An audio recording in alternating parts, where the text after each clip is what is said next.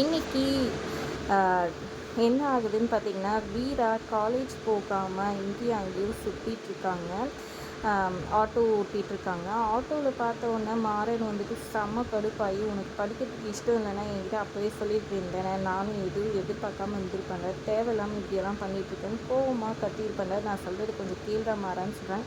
எதையுமே அவர் கேட்குற மனநிலைமையிலே இல்லை, கோவமாக கத்துறாரு. ஆமாம், நீ இப்போ பிஸ்னஸ் பார்க்க வேண்டிய நேரம் தானே, கடையில் இல்லாமல் எதுக்காக நீ இங்கே வந்தேன்னு சொல்லி கேட்குறாங்க. உடனே வந்து மாறன் கோவமாக சொல்கிறார், பாக்கெட்டில் ₹1 இல்லை, பிச்சை எடுக்காத குறையாக இருக்கா, அதனால தான் இப்படி ரோடாக சுற்றிட்டு இருக்கேன்னு சொல்லிட்டு சொல்கிறாரு.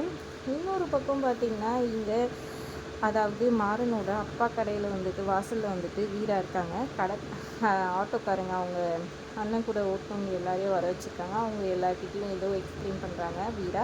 அப்போ அவங்க எல்லாம் சொல்கிறாங்க, வீராம்மா நாங்கள் இது வரைக்கும் ஆட்டோ சவாரி தான் ஏற்றிருக்கோம், இந்த மாதிரி துணியெல்லாம் ஏற்றின்னு போய் இது பண்ணது கிடையாது அப்படின்னு சொன்னாங்க. ஒன்றும் இல்லைண்ணே, எப்படி சேல் பண்ணணும்னு தெரியாதுன்னு சொல்ல, இங்கே பாருங்கள் எல்லாமே வந்துட்டு ஆஃப் சேலு டிஸ்கவுண்ட்டில் வந்துட்டு இப்போது உங்களுக்கு சொல்லணுன்னா ₹100 இருக்குதுன்னா ஒரு துணி, அதை வந்துட்டு டிஸ்கவுண்ட் போக 50% டிஸ்கவுண்ட் போக ₹50 விற்கணும், அந்த மாதிரி தான் நான் எல்லா இதுவும் அப்படின்ற மாதிரி சொல்கிறாங்க. உடனே இவங்க வந்துட்டு சொல்கிறாங்க, வள்ளி மாறன்கிட்ட இங்கே பாரு, நீ கவலையே படாதடா, எல்லா துணியும் விற்று போயிடும், நீ பொண்டாட்டி வந்துட்டு எல்லாத்தையும் விற்றுட்டு பணத்தோடு தான் வீட்டுக்கு வருவா, நீ வேணால் பாரு, அவள் இருக்கிற வரைக்கும் எந்த இதுவும் உனக்கு வராது, கஷ்டமும் வராது, பணம்லாம் கொடுத்துலாம், நீ தைரியமாக வீட்டுக்கு போ, உங்கள் அம்மா வந்துட்டு உங்கள் அப்பாவுக்கு எப்படி பக்கபலமாக இருந்தாங்களோ அந்த மாதிரி உனக்கு வீராதா, நீ கவலையே படாதா அப்படின்னு சந்தோஷமாக சொல்கிறாங்க. என்ன நடந்துச்சுன்னு பார்த்தீங்கன்னா, அந்த துணியெல்லாம் விற்றுட்டு வாங்கின கடனை அடிச்சிடலான்னு சொல்லிட்டு மாறன் இருக்க நேரத்தில் அதை இன்ஸ்பெக்ஷன் பண்ணுறதுக்காக வந்திருக்காங்க. இவங்க துணி எடுத்து வச்சுருக்கிறதெல்லாம் அந்த நேரம் பார்த்து டீ கொட்டிடுது. எப்படி பார்த்திங்கன்னா, ராகவன் மூலமாக இந்த விஜி தான் ஏதோ பிளான் பண்ணிடுறாங்க.